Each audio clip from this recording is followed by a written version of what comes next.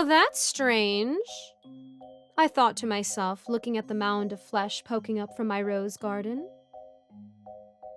I don't remember planting you. On hands and knees, I began shoveling ever so gently around the mound. Before I knew it, tiny little ears began to peek out from the grimy soil. Great, I shouted.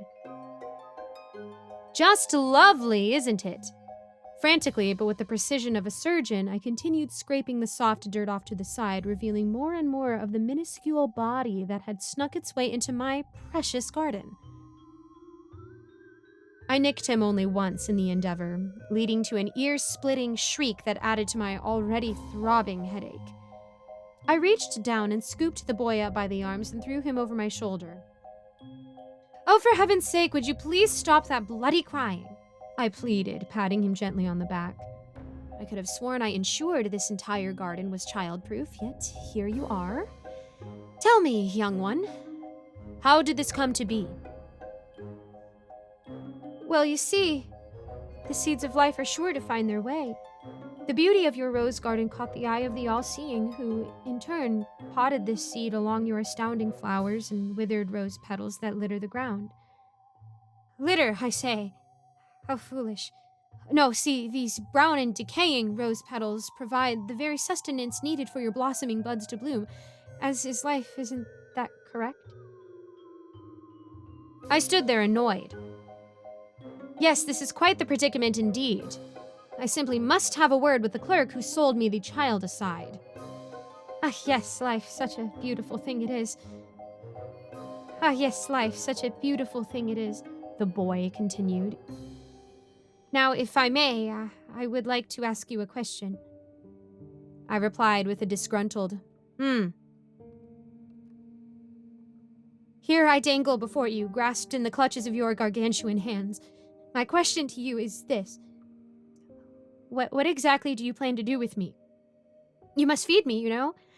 I am, after all, just an infant. Oh, and clothes. You mustn't forget the clothing. I also couldn't help but notice that beautiful home just beyond this garden. Oh, Mary, here we go again, I sighed, rolling my eyes. That'll be it then? Over the shoulder, the child went again, continuing to ramble the entire time.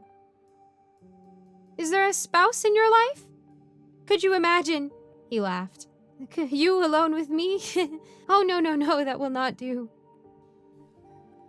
They really need to do something about that child aside, I thought to myself, making my way towards the pin. The playpin is beginning to look more like a pig pin. I chuckled. Oh, yes, and toys. Let's not forget the toys, please. And none of the educational gadgets. All right, down you go, buddy, I said, setting him down in the pin. He looked around confused. His 14 brothers and 13 sisters stared at him, full of hunger. I do believe there's been a mistake. No, I drawled out. No mistake. You simply cannot leave me here, he pleaded as his siblings closed in. This is inhuman, please, he shouted with all his might. I looked deep into his desperate eyes, full of anxiety and fear. You see, kid, the seeds of life find a way. You are the seed needed to provide for your hungry brothers and sisters. I explained to that clerk that I simply could not afford another of you, and yet he still sold me that dysfunctional child aside. If that's not divine intervention, I don't know what is. I couldn't help but let out a deranged cackle as those last words escaped my lips, solely on account of how true they were. The all-seeing must have seen how hungry these kids are. And now, here you are, providing sustenance for these beautiful rose petals, and for that, young one, I thank you. His gaze was remarkable. Completely and utterly hopeless. Well, if that's all, I really must be going.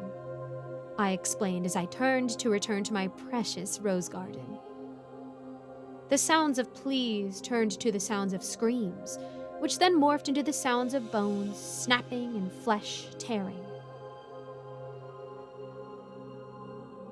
Approaching my garden once more, only one thought remained in mind as the bunches came further and further into view.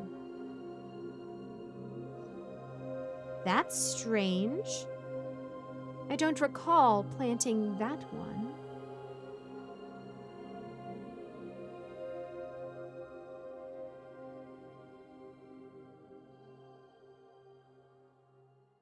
Thank you so much for listening to my narration of this wonderful story. Don't forget to support the author, which I have linked in the description, as well as the original story. And I just want to give a quick shout out to my patrons Scott, Old Penguin, Ellie Hutmeyer, Mr. Sankofa, Austin My Love, Rinku Star, William Hartley, Cupcake Hips, Alonzo, Icy Narrates, Jesse Hartley, Eric Cifuentes, Lawrence Wallen, and Melissa Perez. I also try to link a different charity or a different cause every month and maybe a little more. So don't forget to check out the description to support the author of the story you just listened to and to maybe help somebody else out, even if it's just $1. As always, if you guys have a prayer request, please let me know in the comments. Shoot me a message on Discord. I would love to know how I can be praying for you. Thank you guys so much. God bless, and I'll see you in the next video.